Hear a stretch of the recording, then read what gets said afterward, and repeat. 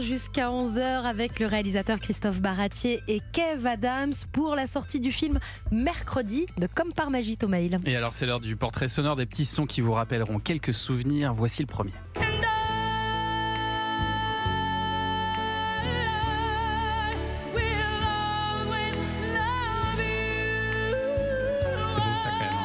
Kev Adams, votre mère adorait Kevin Costner dans Bodyguard et c'est pour ça qu'elle a choisi le prénom Kevin. Exactement, ouais.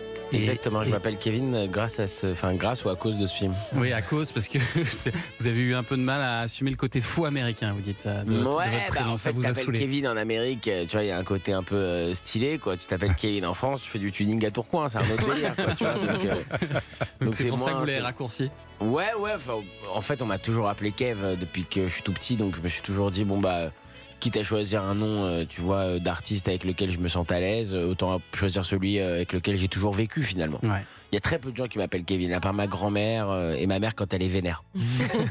Ma mère quand elle est vénère, elle m'appelle Kevin. Il y a le Kevin qui ressort. Des fois, je sais avant même qu'elle va être vénère. Des fois, j'entends le téléphone sonne, je sais allô.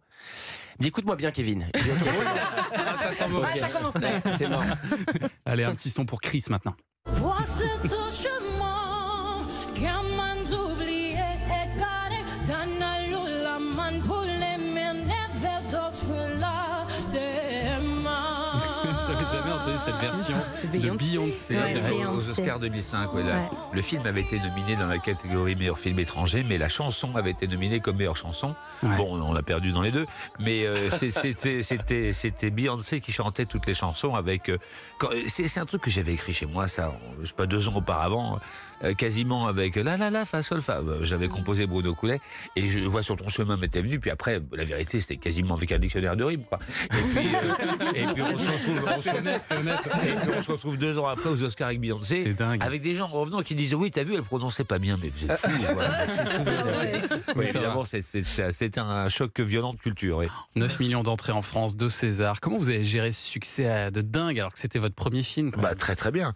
Parce que on m'a dit ça a dû se mettre la pression. Mais vous savez ce que c'est comme pression quand on fait un premier film qui ne marche pas du tout. Oui, c'est ça. Là, le problème un peu, c'est pas un problème, c'est que j'aurais pu venir avec les annuaires du téléphone, si ça existait toujours, on me l'aurait produit.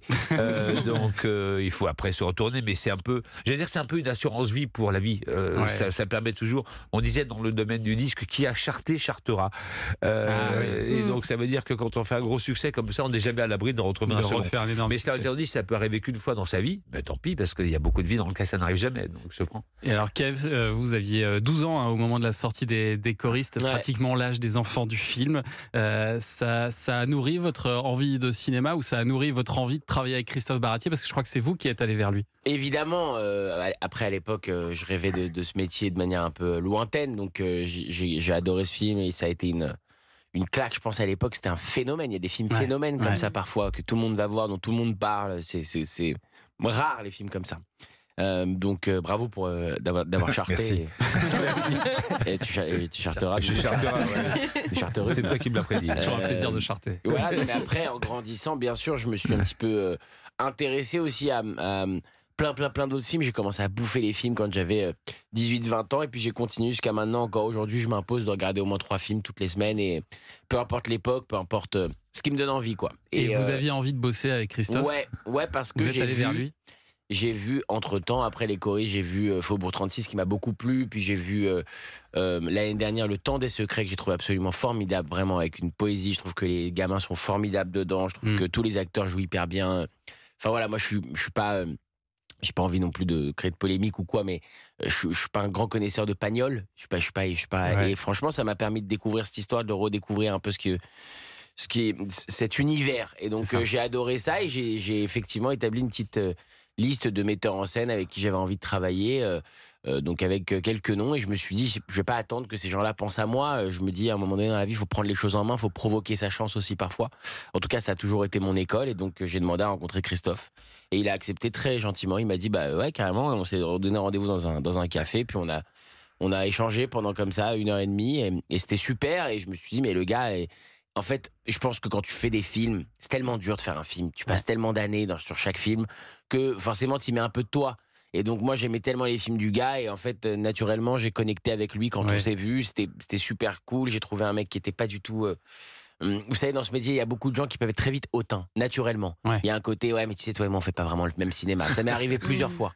Ah ouais. Christophe avait pas du tout ce truc-là. Il avait un truc, au contraire, très ouvert, très curieux. Il posait plein de questions et tout ça. Et donc, je suis sorti de là et il m'a parlé de ce projet comme par magie.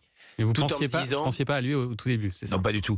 Et c'est vrai que je connaissais, j'étais pas tout à fait dans la sphère de Kev, sans du tout un côté hautain, mais c'est vrai que je pensais que lui avait tellement de. Je veux dire, c'est parce que Kev est un artiste, mais aussi il a un côté entrepreneur, donc je pensais qu'il avait tracé sa route avec Ouais. ses gens, avec ses auteurs, et j'aurais donc jamais pensé naturellement. Mais j'étais tellement troublé, voire vraiment troublé par cette rencontre, que quand je suis rentré après au bureau, j'ai dit, mais ça fait, on n'a jamais pensé à Kev Adams. Ils l'ont presque pris comme une blague. Oui, mais enfin, Kev, on pourra jamais l'avoir sur un film comme ça. Il fait ses productions, il fait. J'ai écouté Sait-on jamais. Et puis après, comme j'avais un autre acteur en tête, mais que ça patinait un peu, bah alors là, pour le coup, c'est moi qui ai tenté ma chance. J'ai envoyé le scénario, j'ai dit voilà.